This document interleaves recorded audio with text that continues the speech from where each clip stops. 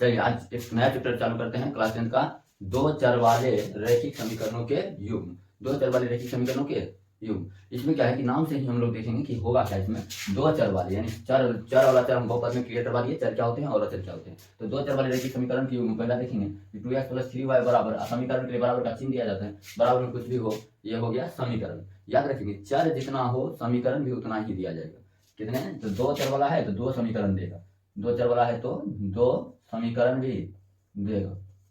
अब देखेंगे कि दो समीकरण भी दिया है, लेकिन समीकरण में याद रखेंगे हमेशा सेम हो।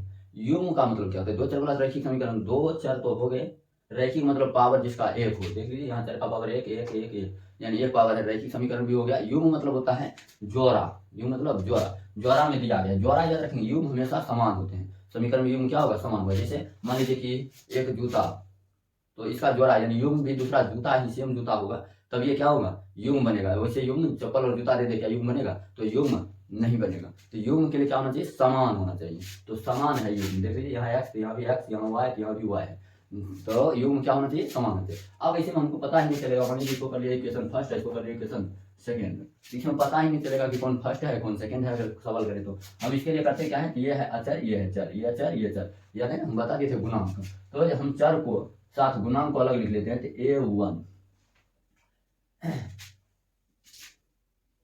a1 का मान कितना हो जाएगा? इसके गुणांक लिखिए तो, और इसका देखेंगे, इसको कहते हैं a1 b1 c1। a1 b1 बराबर 3 और c1 बराबर 8। इसी तरह से a2, इसका 2 समीकरण 2 का 2 कर देते हैं। 2 है प्लस 2, b का मान 2 है और c2 का मान कितना हो जाएगा? 10। तो इससे हमको पता चलेगा कि a1 इसका रूप अगर बनाए तो कैसे बनेगा? इसका व्यंजक बनाते हैं। व्यंजक क्या बन जाएगा? यहाँ पर कुछ भी होंगे, इसको a1x कहेंगे प्लस b1y बराबर 8, यानी कोई भी अचर हो जाएगा, यानी बराबर में क्या लिख सकते हैं हम लोग? c।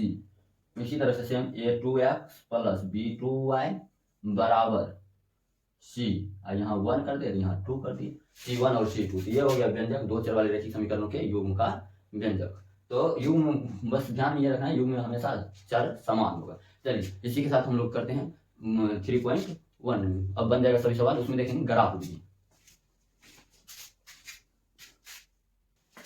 तो हम लोग देखेंगे पहला क्वेश्चन 3.1 का, कहता है कि आफ्ताब अपनी पुत्री से कहता है कि 7 वर्ष पूर्व मैं तुमसे 7 गुनी की थी। क्या कहते हैं? आफ्ताब अपनी पुत्री से क्या कहते हैं कि 7 वर्ष पूर्व मैं तुमसे 7 गुनी आयु का था।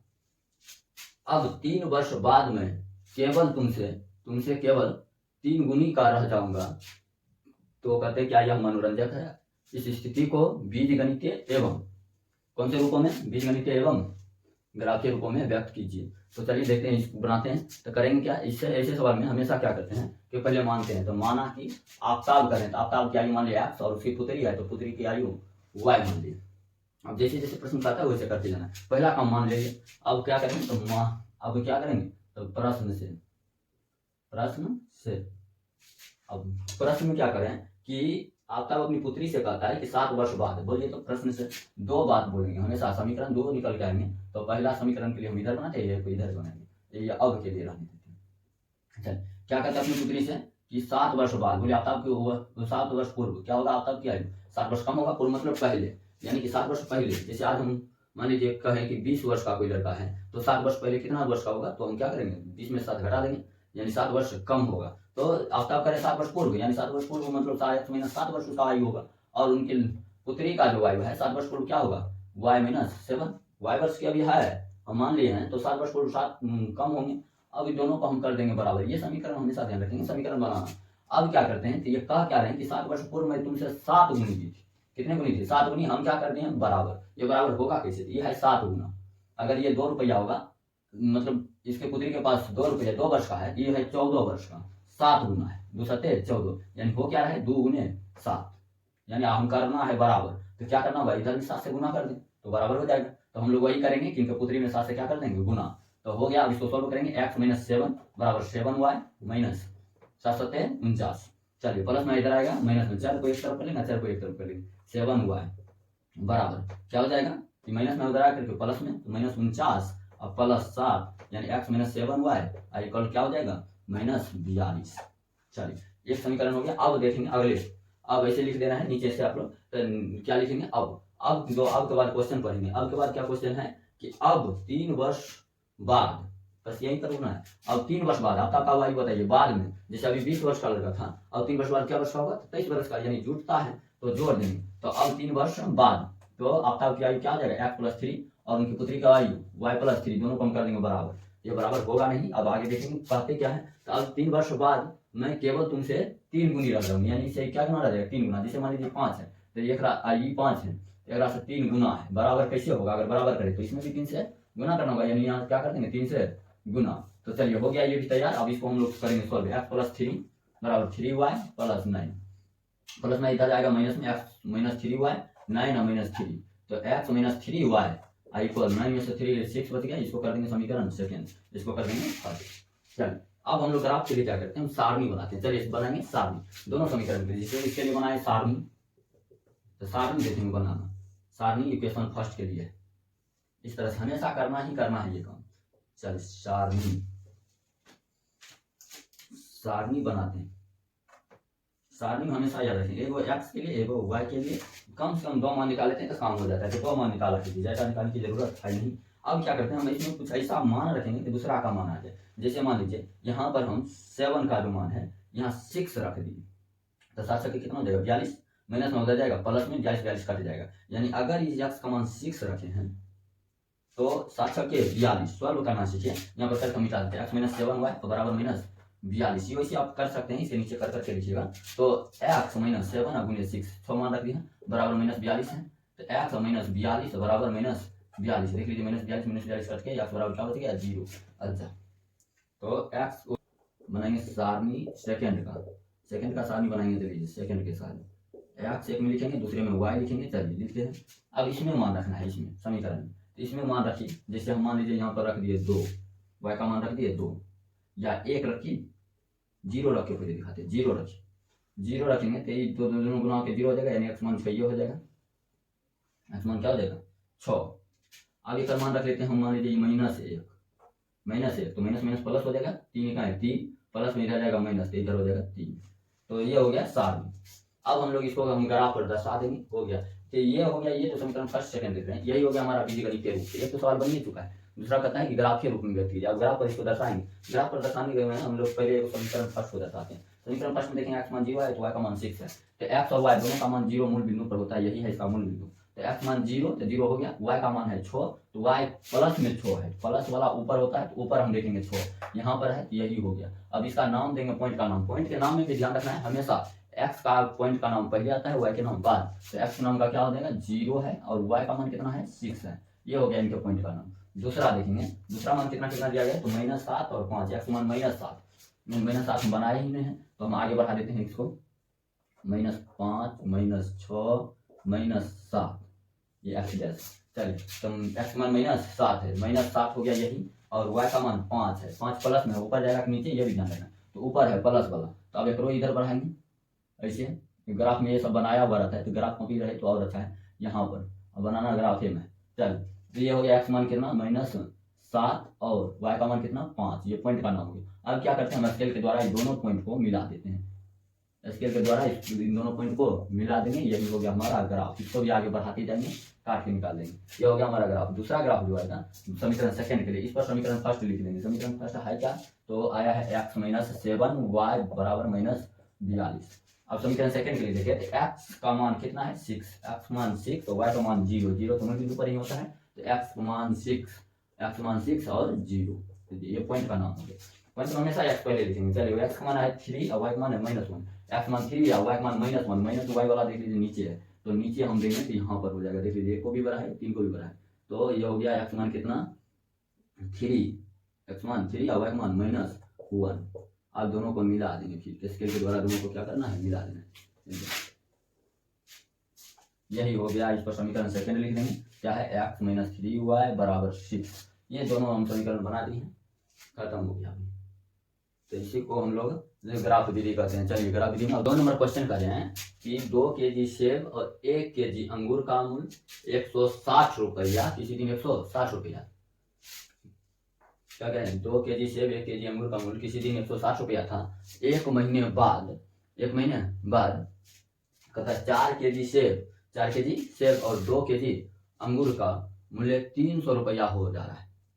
तो इस स्थिति में बीजगणितीय तथा ज्यामितीय रूपों में व्यक्त कीजिए। इस स्थिति को कौन से रूप में, ज्यामितीय और बीजगणितीय रूप में व्यक्त करना है। तो करेंगे क्या, तो सब वही करना है, माना कि कौन कौन चीज है, सेब है और अंगूर है। तो हम मानेंगे कि सेब 1 kg सेब का मूल्य, माना कि 1 kg सेब का मूल्य x रुपया, कितना रुपया, x रुपया, और या एंड दे देते हैं 1 kg, ये क्या है, अंगूर है, तो अंगूर का मूल्य बराबर y रुपया। चल अब हम करना क्या है, तो सेम टू सेम प्रश्न में, कहाँ चलेंगे, प्रश्न से। तो प्रश्न से चलते हैं। प्रश्न क्या कर रहे हैं कि 2 kg सेब, यानी कि हम लोग 1 किलो का दाम मान लीजिए 5 रुपया, 2 किलो का दाम 10 रुपया, यानी करते क्या है, तो दोनों के बीच हो जाता है गुना। तो यहाँ पर पहले करे सवाल में कि 2 kg सेब दिए, 2 kg सेब दिए, तो 2 kg और कितना रुपया किलो है, x रुपया, यानी 2x, और 1 kg सेब, 1 kg सेब है तो 1 kg के दाम कितना है, y रुपया, दोनों मिला के रुपया कितना हो रहा है, 160 रुपया। यही हमारा हो गया समीकरण फर्स्ट।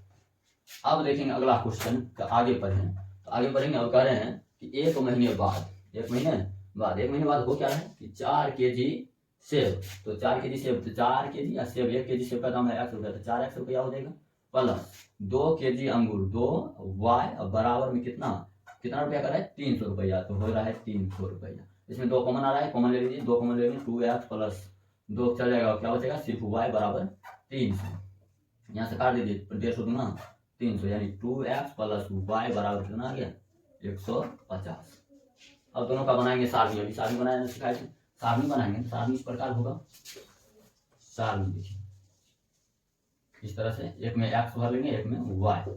चलिए मान रखते हैं, यहाँ पर हम क्या करेंगे, पुट, यानी मान रख रहे हैं, रखने पर होता है पुट मतलब, तो पुट कर दिए, x मान कितना 80 रख देते हैं, पुट x बराबर 80, अगर 80 रख रहे हैं क्या हो जाएगा, 2 गुना 80 प्लस y बराबर 160, यानी 80 गुना कितना होता है, 160 प्लस y बराबर 160, 160 कर जाएगा, यानी y का मान क्या आ जाएगा, 0, यानी x कितना पुट किए थे 80, y कितना आ गया 0।